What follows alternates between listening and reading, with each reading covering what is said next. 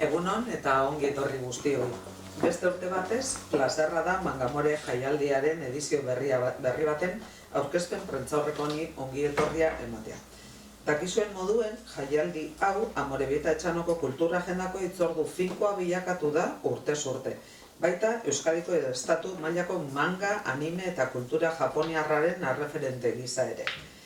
Asteburu honetan, urriaren 11 eta 12an, jaialdiren 19. edizioa ospatuko da.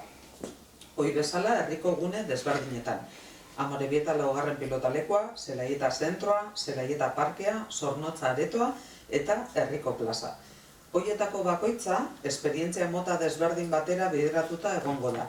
Jarduera eszenikoak, kulturalak edo familientzako pentsatuak, estan komertzialak, bideo-jokoak, erakusketak edo ikuskizun tradizionalak. Aurtengo nobedade nagusietako bat da, lehen aldiz, jaialdia ez dela eguerdian itxiko, eta horren bestez ez da etenik egongo egitarauan, egun osoko gozamena eskainiz. Era berean, aurten Mangamoren izango den tokiko parte hartze altua ere azpimarratu nahiko nuke, eta tokiko diodanean jaialdian parte hartuko duten Amorebieta Etxanoko sortzaile eta ilustratzaileei egiten dieta referentzia. Baita, herriko Jackscape Shop dendari, Zornotzako musika bandari edota antzeta baita Beru tabernari ere.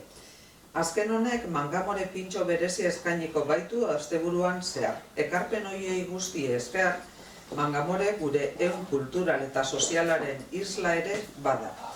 Guztiok gonbidatzen zaituzte asteburu honetan Mangamorez gozatzera eta antolatutako ehunka jardueraz gozatzera.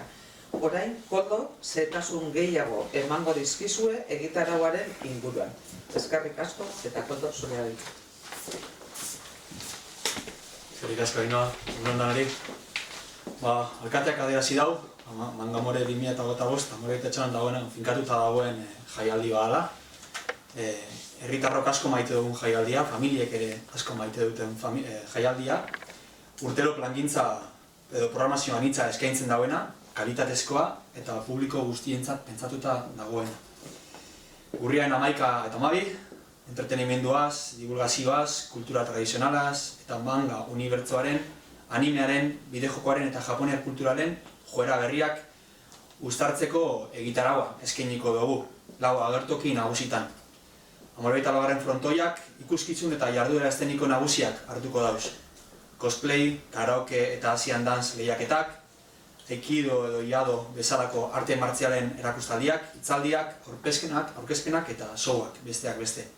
Zelaieta zentroan, berriz, jaialdiaren agertoki nagusia, tailerrak, familia gunea, bideojokoak, karta jokoak, rola, erakusketak, beldurrezko pasartea, edota eskaleskri ekintzak izango duguz besteak beste. Familian gozatzeko pentsatutako lekua.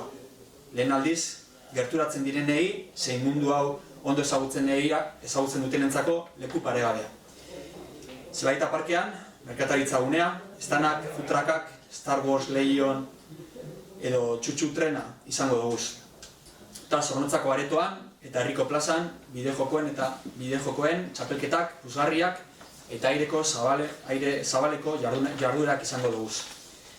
Artista gonbidatu gisa, aipatu, Ana Morales, Size Matters izenez ezaguna, estatuan eragin handia duena zientzia divulgazio proiektuetan. Hitzaldi bisual eta interaktibo bat eskainiko dau, zientzia eta Pokemonen inguruan.